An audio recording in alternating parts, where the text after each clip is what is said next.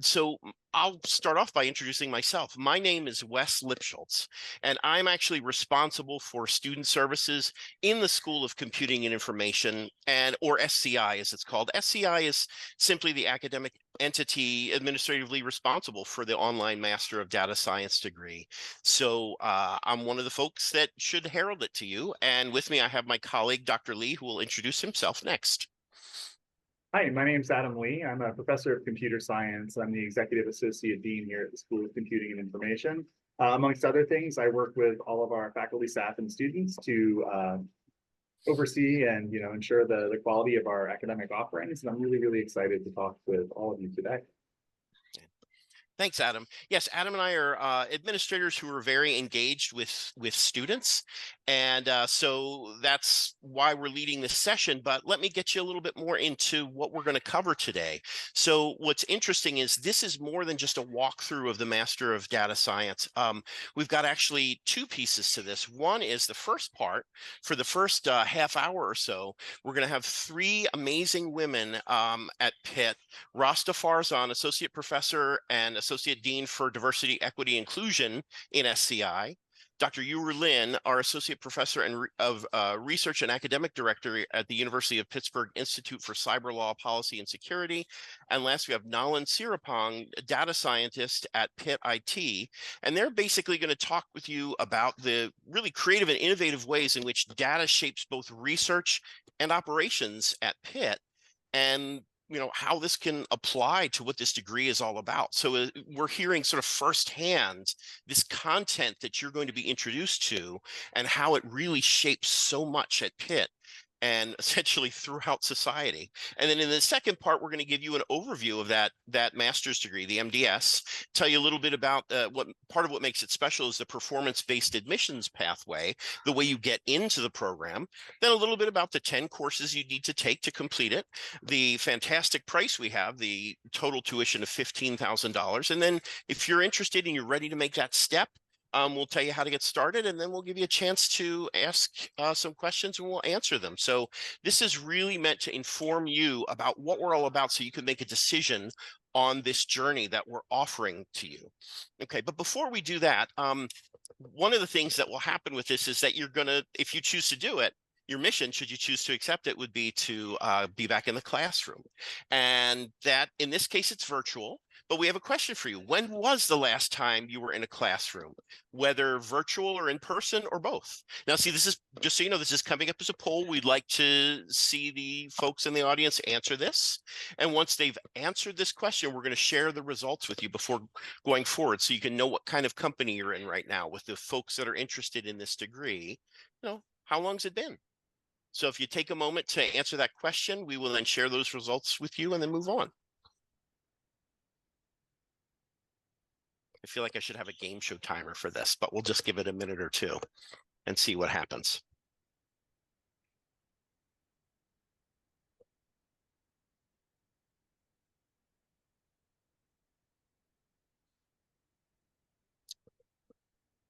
Okay, and one of my colleagues, Jane, has the results. I think she's tallying, and in a moment she'll share those with you. And there they are.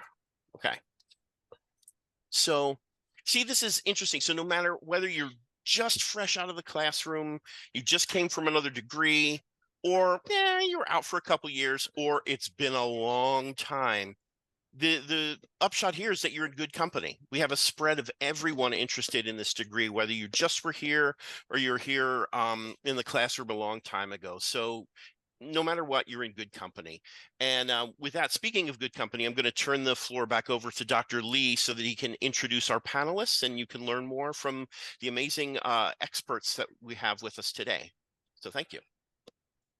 Great, thank you, Wes. So yeah, I'd like to, I'm going to stop sharing our slides here so you can see everybody, but I'd like to introduce Dr. Rosta Farzan, Dr. Nalyn, and Dr. Nalyn Siripong, who represent a variety of faculty and staff roles here at the university, all of whom are doing really interesting things with data that connect disparate areas of the university, connect the university to the community, and beyond. So let me stop sharing our slides here. And from there, ask Professor Farzan, maybe if you want to take a couple of minutes to introduce yourself. Sure, thank you. It's really exciting to be here. Thanks for having me. Yeah, I'm Rosta Farzan. I'm a professor, associate professor in the School of Computing and Information, and also associate dean of diversity, equity, and inclusion. My broad areas of research and teaching is in the area of social computing, which is basically about how do we build technology, considering issues in the society and considering different social perspectives. Specifically, in my work, I think about how do we partner with individuals and communities that have been historically excluded from the ways that we build technology and we design technology, such as youth, older adults, women, people of color, and thinking about working with them more closely in creating more just and equitable technology. I would like to share about two of my research projects that are particularly really data intensive, and I'm very excited about this project. One of these projects, we are partnering with youth in different neighborhoods in Pittsburgh in thinking about working with data and using data for advocating for changes within the communities that the youth are actually interested to make those changes, and really looking at working with data as a way that people can bring actually different perspective and different roles that they play with the data. So we have built and developed tools that allow people to play these different roles. The roles are being a data journalist and trying to highlight patterns in data, working with someone who is a data detective and is looking for those patterns in data, and then someone who is a data artist and can help to actually tell the story about data and about kind of changes that we want to make using the data. And somewhat connected to this kind of data-driven advocacy, another project which again involves communities of Pittsburgh is that we are then looking into also the data collection process, who is involved in collecting data, and working with some of our environmental justice communities and providing people in those communities sensors that they can measure air quality, which is one of the challenges that some of the communities in Pittsburgh face. Um, and being able to have information about the air quality both indoor and outdoor and collect that data, then we support them in making sense of that data, and again being able to tell a story that can advocate for changes within the an important issue of air quality. I'm going to be talking about some of these more during this panel, but I'll stop here for the introduction. Looking forward to the rest of the session. Thank you, Dr. Farzan. And if I'm not mistaken, there's an upcoming PhD defense about some of this work, right? So Yes. folks who are in the sort of campus area might want to check that out. From here, let me jump over to Dr. Siripong and ask maybe if you want to introduce yourself and the ways that you work with data. Sure. So thank you, Adam and Wes, for inviting me to come here and speak. So my path is a little bit different from the other two speakers and the other two esteemed speakers in this panel, because I don't work as a faculty member and I don't do research, but a lot of what I do is really focused on operations and sort of how to support the university at large. We have a wealth of data from student-related information, oftentimes de-identified, to all kinds of financial and other pieces of work.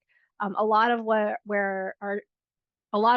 the more exciting work that I get to do is with our athletics team. So we do some work in supporting recruitment efforts, supporting revenue generating efforts sort of on the other sides of athletics. So it really is an interesting and fascinating space to work. I did want to just take the opportunity to mention, just in light of the lovely poll that was done earlier, my path to becoming a data scientist was very long and convoluted. And so I encourage any of you who are out there who are sort of in that four plus years away from school, like I encourage you to consider it, because it's a great space.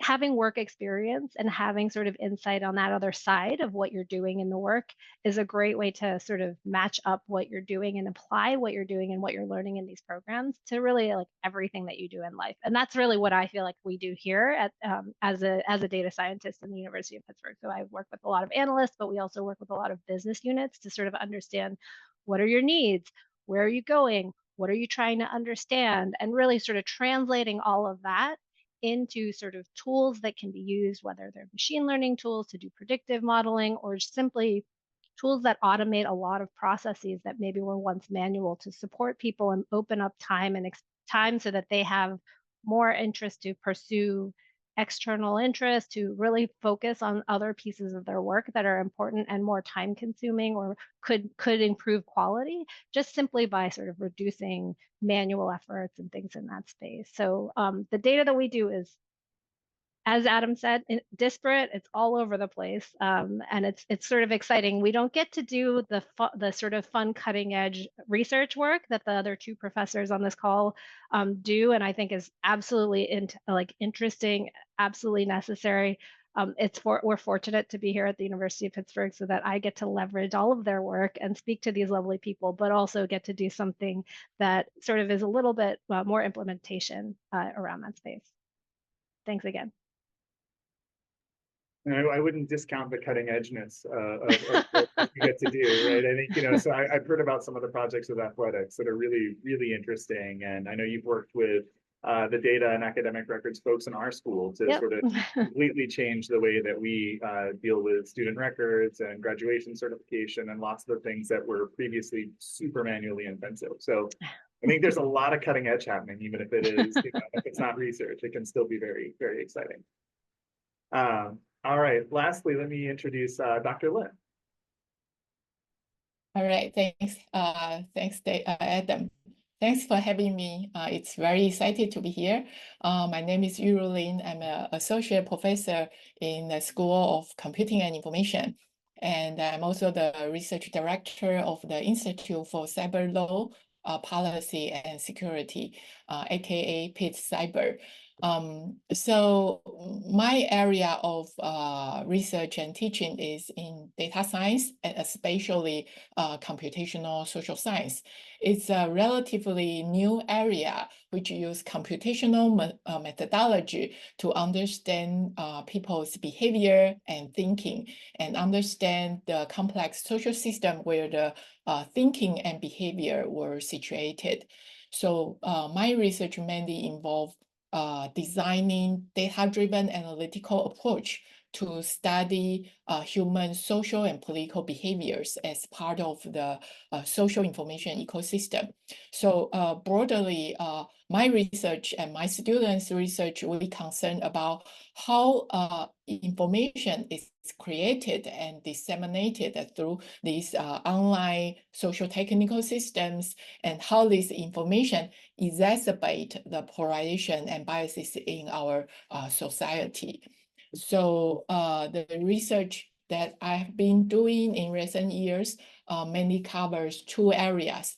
One area concerns the cyber social influence and the information integrity issues. So things like how misinformation, disinformation, conspiracy theories, and hate spread in cyberspace. And another area is ethical and accountable AI. So we want to understand how to build a technique that can be conscientious about the biases or stereotypes that emerge in data science practice. So for example, let me make an example. So like the personalized content filtering, this kind of technique has been widely used in online business, in recommendation systems. So you get movie recommendation, you get purchase recommendation in all these platforms. So these techniques may reinforce the stereotypes or ideological preferences, and further exacerbate the ideological polarization in our society.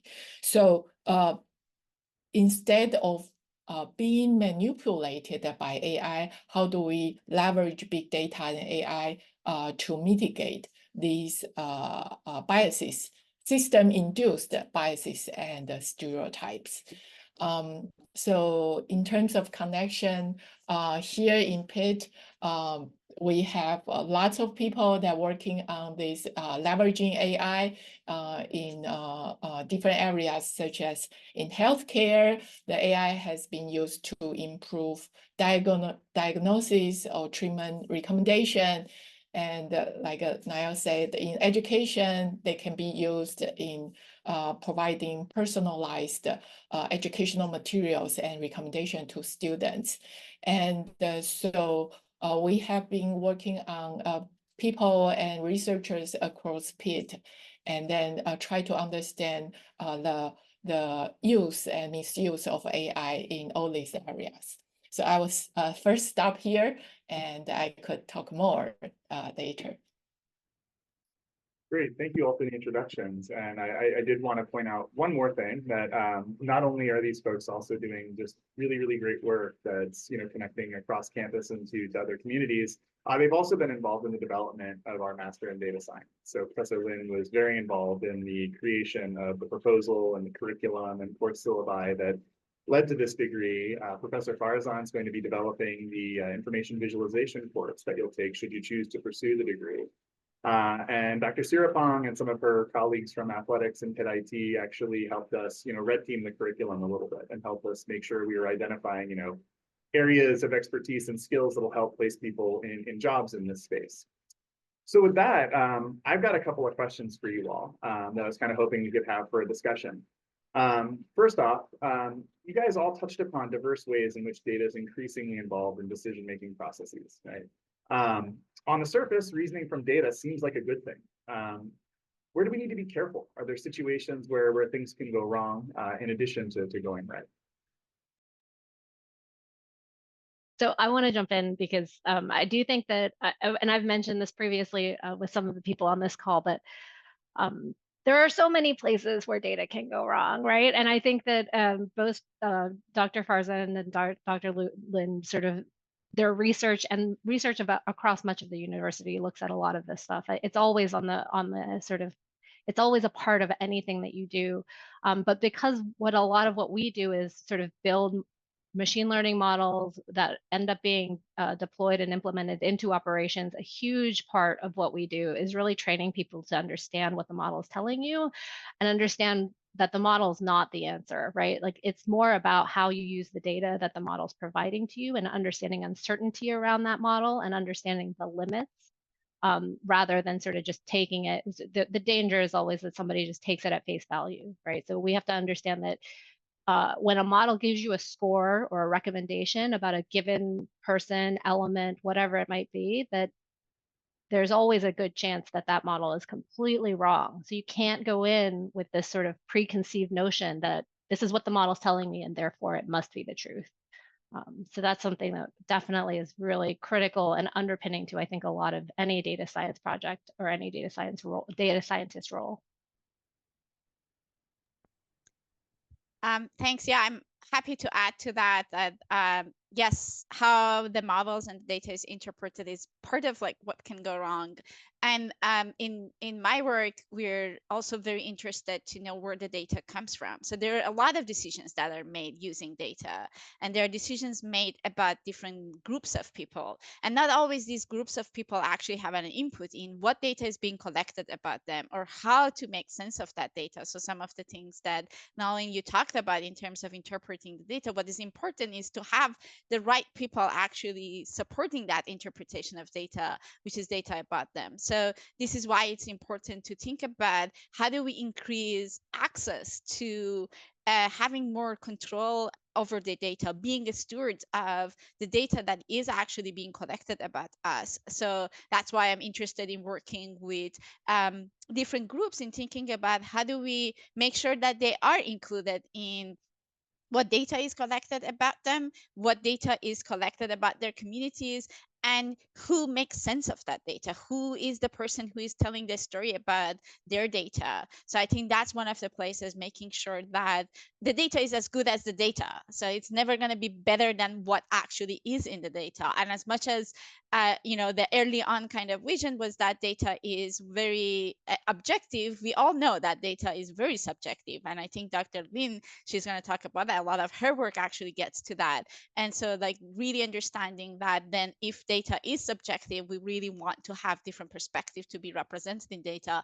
We want to increase participation. And in fact, these are some of the really ideas for why we have started this program, because we think that there should be more people that come to this field and have the skills to control more over collection of the data, making sense of the data, working with the data, and really that support of decisions that are made with the data.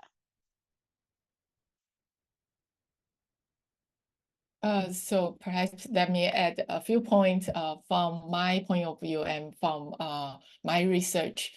So as I mentioned a few minutes ago, my research is centered on the use and misuse of big data and AI.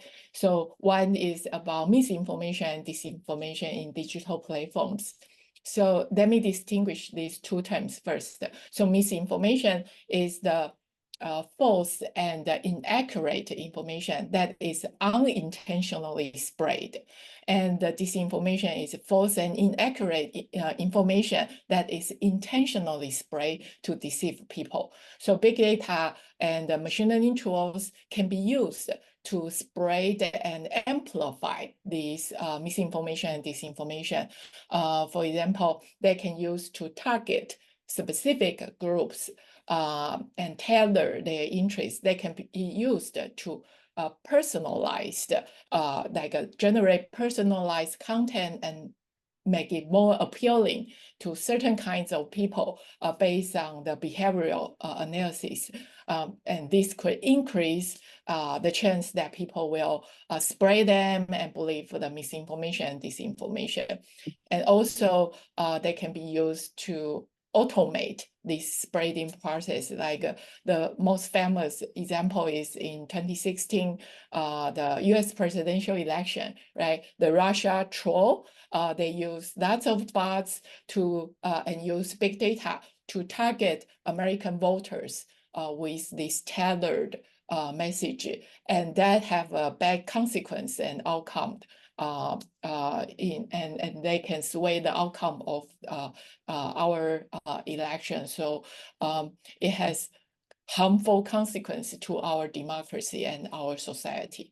So this will be one area that I want to raise the awareness of everyone.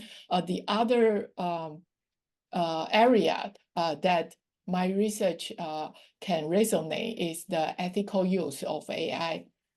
So although we know that data and AI can be used to solve lots of problems, right, and improve people's lives, it also can be potentially misused. For example, they can be used unethically, right? So for example, they can be used to intentionally or unintentionally discriminate people. So we have seen that the use of AI in hiring algorithms, they have been shown that there's a bias against minority groups like women or people of colors.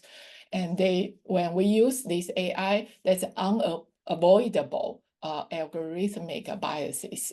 So for example, in a few years ago, in Pittsburgh, we have this predictive hotspot. So that's an example that AI and big data has been used for this predictive policing, and then predict which area the police should go. But these kind of algorithms have been shown to be biased against certain racial groups. So there are so many ways that the use or misuse of big data, like this use of big data, can go wrong. Yeah, can I just add, Adam, if you don't mind? So just to add on to what you had mentioned, that the interesting thing about those models is if you built that model in a vacuum and you just tested, how well is this model performing? All of the diagnostics that you would get would say, this model is great. It does a great job.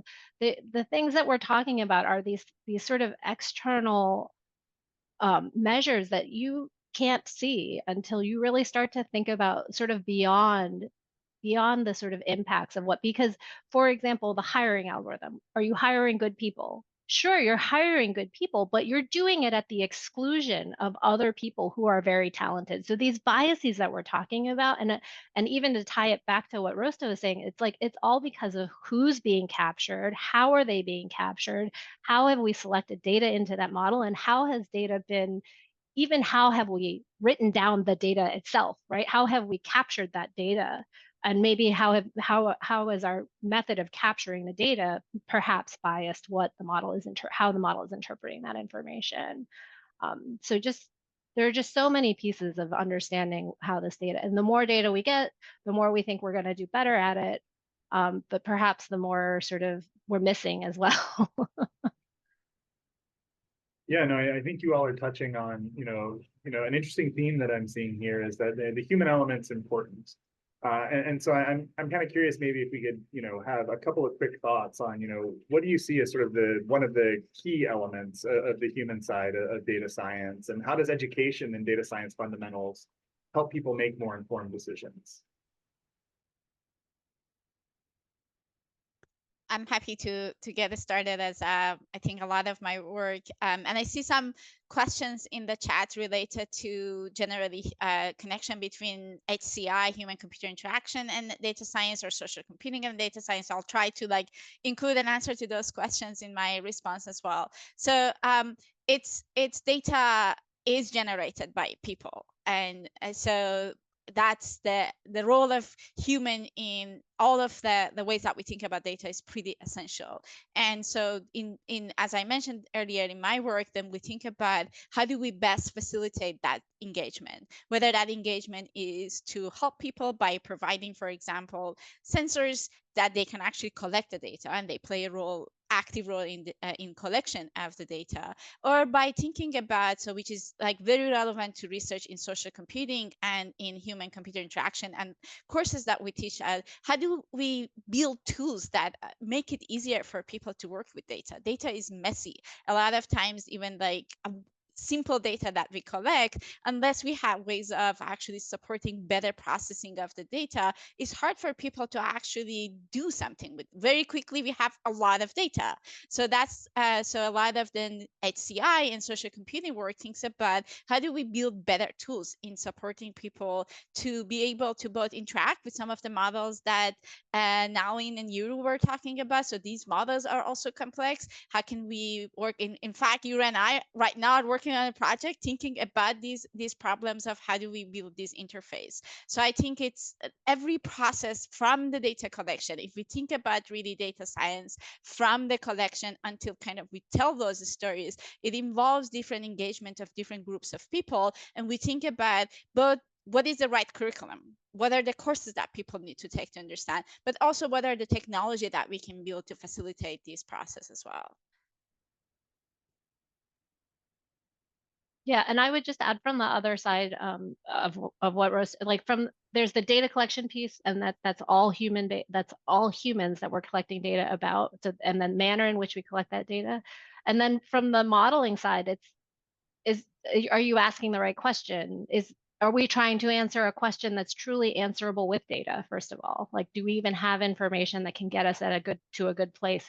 Or is it muddied with disinformation? Is it muddied with other kinds of things that are going to perhaps sort of bias or direct us in a terrible direction? So understanding, are we asking the right question? What are you going to do with the answers to that question? How are you going to use that model? Because if there's potential for destructive use of models, then or sort of even unintended sort of biasing of models that are by producing a biased model and the negative impacts of that, we want to be aware of those things going into it, because maybe the best decision is we don't actually want a model, right? We want to have maybe we do want data, but that data should be used in a different manner. It shouldn't be used in a model itself.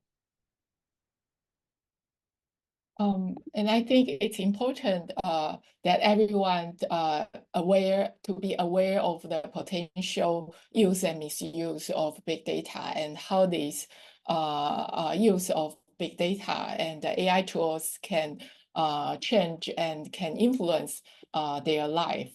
So, for example, in my research, we look at how to develop technique or like data analytic or visualization tools for users to see and examine the benefit or ramification, like a harmful consequence of using this technique around them. For example, we build interface and system that can visualize filter bubbles, right? Because this recommendation can reinforce the existing belief and limited the users' choices in the and limited their diverse viewpoints.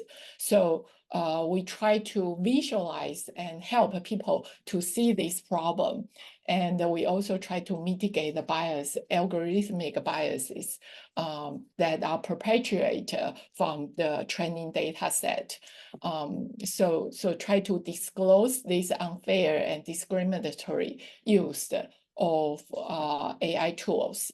So by building this technique, we try to promote the diversity and also provide user the agency and control for themselves. So this is kind of the research that me and Rosta, we try to kind of bring up to our community and raise their awareness, and also that user to take back their control of the data.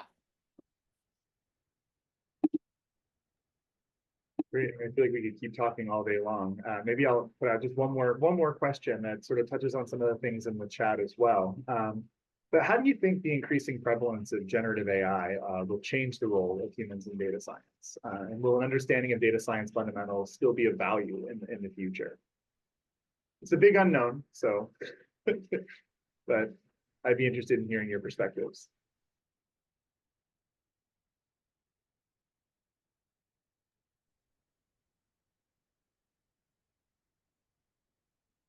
Do you want to start?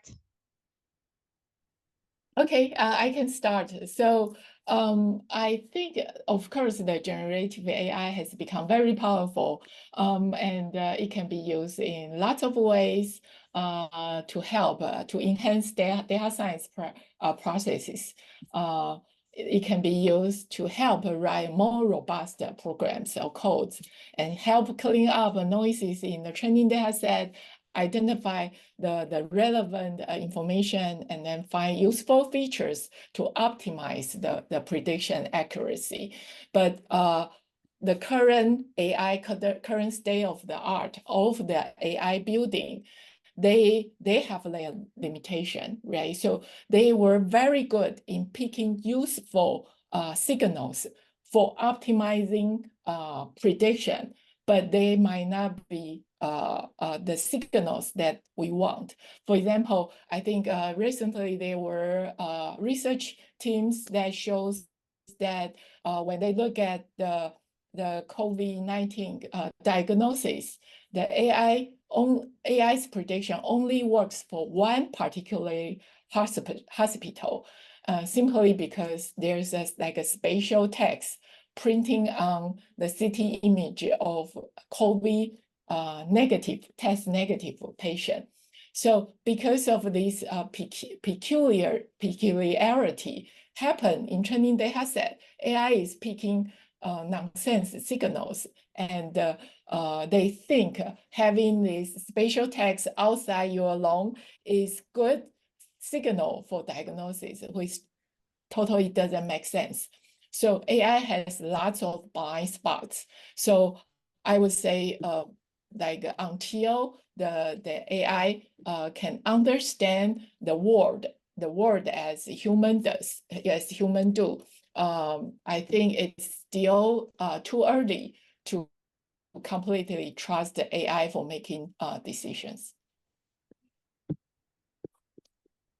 Yeah, and I would add that yes, there are all these advancements, and they are changing the ways that we think about what we teach to students, how do we teach the students, and how do we actually support the students and learners in making use of these AI models. So rather than being defeated by the models, they can actually make use of them, and they can take advantage of what AI can do. And I think some of the courses and the skills that are developed through this program and other program at our school is really designed to actually empower people with those understanding of better analyzing AI models, better understanding AI models, and being able, knowing where the data comes from, what is fed into the model is important to understand then what comes out of the model.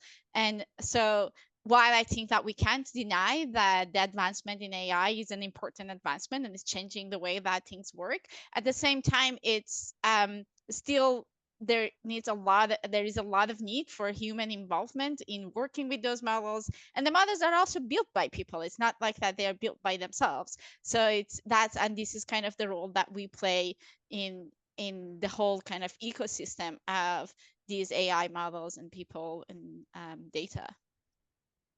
Yeah, I mean, I would just reiterate what Yuru and Rosta said, and really, again, it's really about, it's not too dissimilar from every other model, right? It's about understanding what the limits of the model are, how it understanding sort of how it works, how the pieces of it work together is helpful at understanding where it's likely to fail and what the edge cases are and where you need to be very careful and perhaps where things are more reliable. And I think that just folds into everything that we're talking about, right? Is the model going to potentially do damage? What kind of damage does that look like? And how do we make sure that we're sort of building all of the guardrails around it and the checks and the monitoring so that we make sure those things don't happen? Thank you all for your perspectives on the topics today. Thanks for all of your participation in the program so far. I think that you all are doing really, really interesting work here on campus, and it's, you know, I think it's a fun environment for all things data oriented. So it was really, really great to hear from you all today. Thank you. Thank you. Thank you. I'm gonna jump back into our slide presentation now. All right, and so now we're gonna head into the program overview portion of today's webinar. And as we sort of mentally switch into that, our moderator Jane here will put up another question for us. You know, we're curious to hear, you know, why folks are planning to pursue this degree or considering pursuing the degree. There's a lot of reasons to go back to school, and it'd be great to hear a little bit from you all.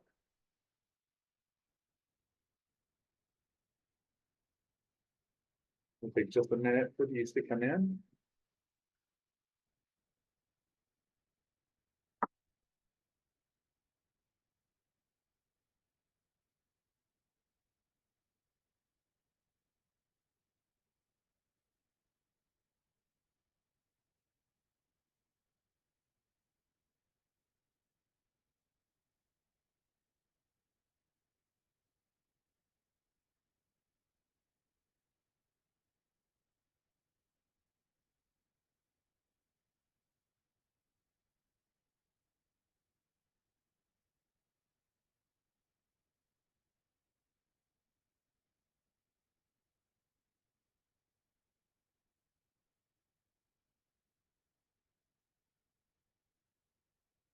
Right. Lots of good reasons here. Looking at, you know, increasing earning potential, joining a new interest, a new industry, exploring personal interests. And this is great. You know, I think this is, you know, some of these classes we've offered on campus to sort of test them out, and have found, you know, students come to them for basically the same reasons, right? I want to learn some new skills. I want to get better at something I'm already doing. I want to, you know, seek out a job in this space. That's great. And now I'm going to turn it back over to Wes to talk a little bit about the program. Yeah, thanks, Adam. And I want to connect the dots a little bit between that question that was just asked of you and how and why we designed this MDS degree. We basically designed it for these very reasons that we asked you about. We want to give people who are in a discipline but want to like elevate it, maybe be eligible for a salary increase or to increase their expertise or have some professional credential related to what they're doing. That would be one thing. Upskilling and reskilling. There could be people that have nothing to do with computing information. They're like, I want to switch from what I'm doing. I want to try something completely new. I want to try this data thing. And so in that sense, no STEM background is required. I mean, if you have some, that's great, but it's not required. So all backgrounds are welcome. And the other thing is, if you're working, we're not asking you to quit working. We're asking you to put in some time on your own time. So this is 100% online and asynchronous at your own pace. But I will say that with a caveat that I think is actually a very good thing. So I don't know about you, but if you're just amorphously, oh, just complete this thing and we'll see you when you're done, then life gets in the way. So this is paced within a semester. So if you start, each class would still follow a traditional semester structure. So you would have to do like weekly pacing. But when you do it at what time of the day, when you're online, that's up to you. So it's sort of maximizing the flexibility with just the gentlest, most necessary pacing to get you through in a normal semester-based way. And also, this came up sort of earlier, classes are delivered by the same faculty who teach on campus. And I would say it this way, the faculty that built the content are some of the, these world-renowned folks that are at a Research One university. They're building the content for you. So this is top-notch faculty and top-notch practitioners who are cutting edge, who are responsible for this content of this degree. And in terms of getting started, I saw this in one of the questions earlier. Yes, the performance-based admissions pathway is basically a fancy way of saying you have to take the intro course, which is data-centric computing, and if you pass it with a B or better, and you can show that you have a 4-year accredited degree, you're in. But more than that, that first class actually counts towards the degree. So it's not like this extra thing you have to do. So there's no application fee, no extra whatever. You take the class, and if you like it and you do well in it, and you have your undergrad degree, you're pretty much in. So with that in mind, that's the first class is data-centric computing, but I'm going to hand this back over to Dr. Lee so he can give you a sort of a quick walkthrough of the curriculum. Yeah, I mean, quick is the key word here in the interest of time. But the program is split up into sort of 3 distinct areas. There's our performance-based admissions course, Intro to Data-Centric Computation. And then you're going to take 2 foundation courses, one on mathematical and statistical foundations of data science to sort of help establish a level playing field of what you're going to need to know to be successful in the degree. And then another called responsible data science, which gets at some of the themes that our panelists talked about today with making well-reasoned decisions around data. In addition, you'll take coursework on managing, querying, and preserving data, looking at different types of data storage and database systems, applied predictive modeling and data visualization. You'll then have some choices in electives, either pursuing things like applied Bayesian data analysis, applied deep learning, cloud computing for data science professionals, or looking at text as data and unstructured data. And finally, the program will conclude with a capstone course, which takes sort of a project-based approach, though many of these courses take a project-based approach, to bringing together the whole data science lifecycle. So starting with a problem, reasoning through it, and communicating results of what you found.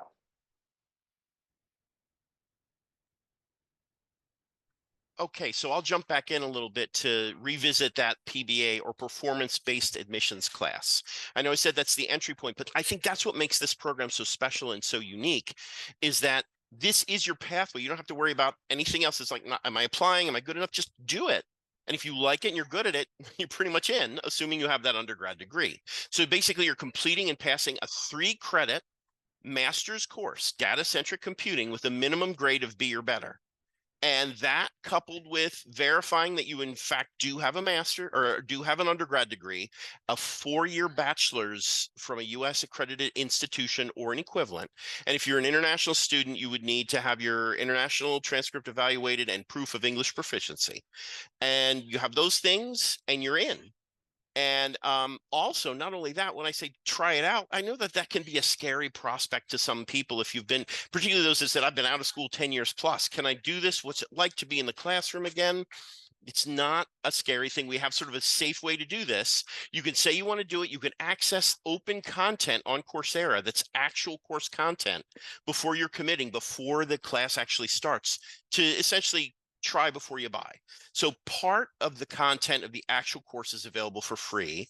You work on it, see how you do, and as long as you like it and you go through it, then you commit to it, and that coursework that you did while it was free would carry over and be applied towards the actual 4-credit component once you begin and once you pay. And speaking of paying, let me tell you a little bit more about what that's about. The other thing that we tried to do and how we designed this in making this accessible and affordable for people is that we put this at a very unique and special price. The entire degree, all 30 credits, all 10 classes, total $15,000 for the whole thing. That's cheaper than, you know, some places have for one semester of full-time tuition. So the whole degree, $15,000, which is basically boils down to $500 per credit. So if you do that performance-based admissions course to start, yeah, that's $1,500 to take that class to get you started. Plus, there's a $175 fee per term for things like, you know, any kind of online health things, any kind of computing and information fees you need to maintain your account, those kinds of things. And payment plans are, in fact, available for folks so that you can pace it out. Financial aid is available if you're part-time. Again, the first class you would take just solo by itself, but then after that, we'll have it structured so you can take, you know, more than one class, typically, you know, designed to, let's say, do 2 at once, for example. And so in that sense, you can leverage company benefits. And I know there's a question about that, and we might be able to get to that a little bit later. Okay, so let's say you're interested in this. What's the next step? What do you do in terms of starting? Like, what's your pre-flight check? Okay, so just again, to spell it all out for you one more time, to get in, to be admitted to the program, you would need to take and complete that first class, data-centric computing, 3 credits, performance-based admissions class with a B or better. You would have your degree verification. And if you got your undergrad degree from a U.S. institution, we have an automated process that we would be able to verify that with, so you wouldn't have to send us transcripts or anything like that. But in the case of international students or some degrees that might not be in the database, we might then have to contact you to provide the credentials to us. But that should be the exception rather than the rule. Then if you're an international student, you need to show English proficiency as demonstrated in one of the standardized tests, TOEFL, IELTS, or Duolingo, with the scores listed here: minimum of 80 on the TOEFL, 6.5 on IELTS, or 110 on Duolingo. And we have some more information on this. We have an informational webinar we shared back in January. You can watch that if you'd like for more information. Okay, so next step, how do you actually do this? It's like, all right, check, check, check. I feel like I meet the criteria. I want to do it. What do I do? There's an online enrollment form, which we'll share with you. And if you complete it by May 1st, you can start this summer. So the performance-based open content will launch prior to the start of the summer term. Summer term's actually coming up fairly quickly. That summer term for that class would start on May 13th and run 12 weeks. And then your tuition would be due shortly thereafter. You'd pay the tuition by the due date, and you'd be in good shape to go for the summer. So literally you could start in, let's say, a month and a half. You could get this started and take that data-centric computing class and be well on your way to, you know, a master's in data science.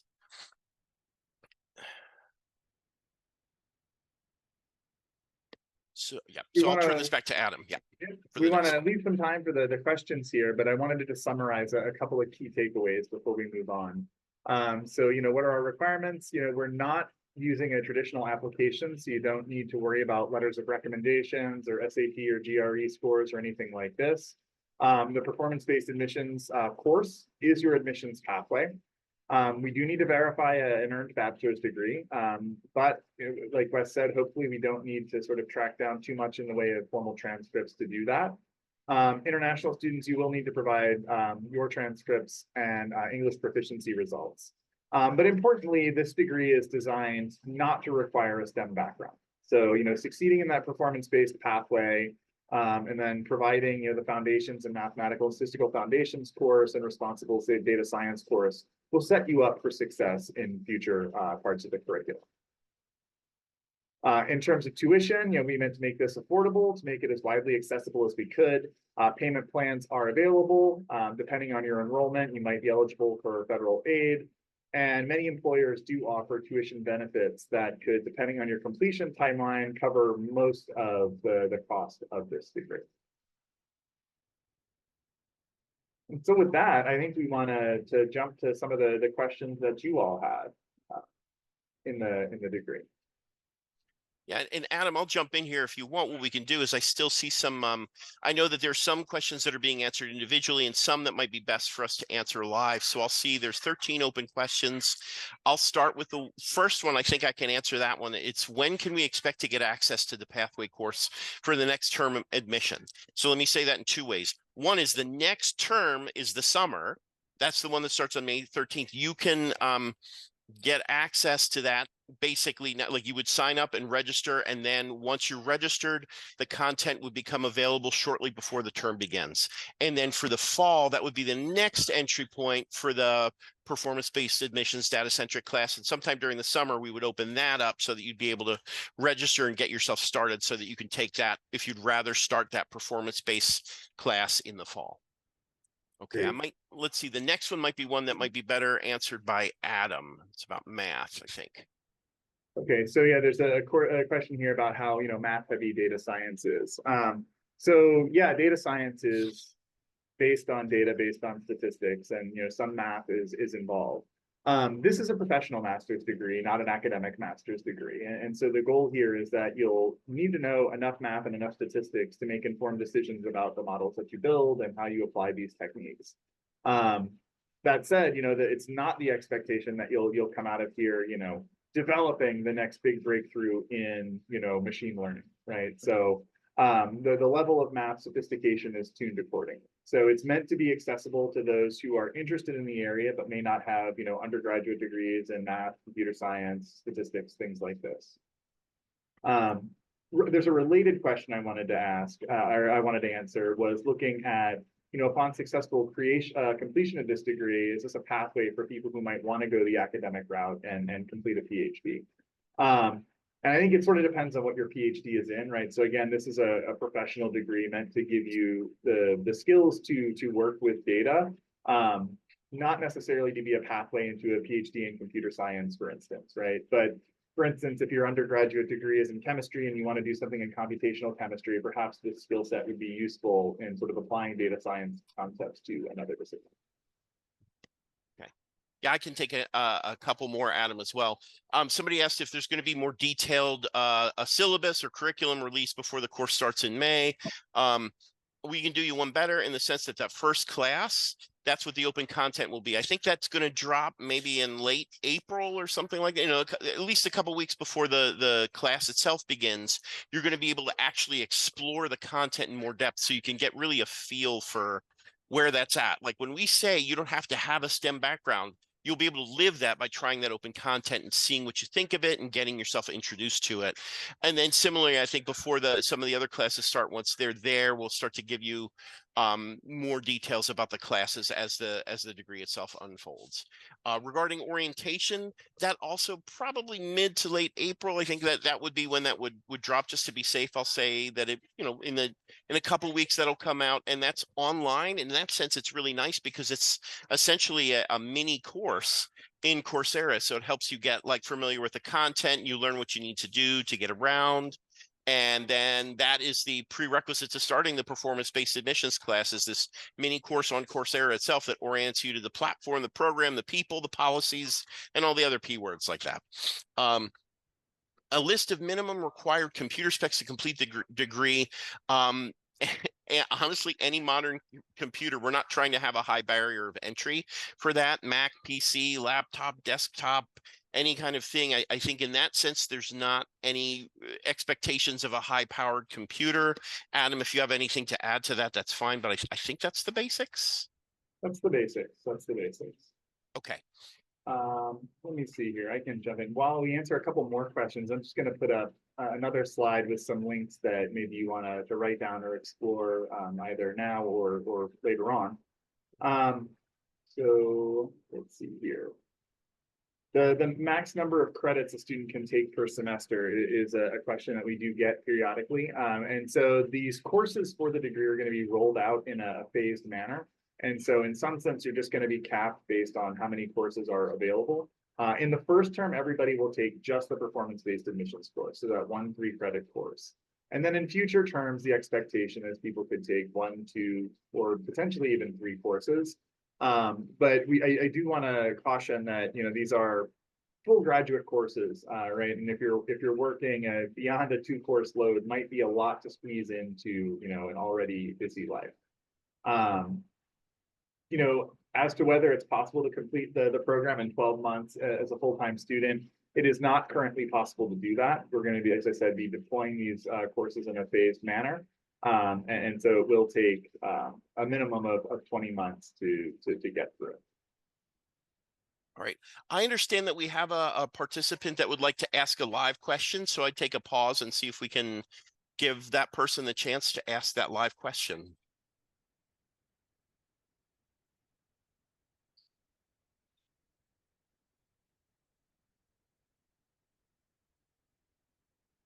Okay. Now, how do we do that? Let's see if we. So I think we're just going to they have can't to answer these questions. Okay, we'll do it this way. So Okay, there's a not a couple of problem. questions in here Well, looking at the differences between, you know, different types of degrees, right? Well, a master's in data science, a master's of science in data science, a master's of computer science with data science.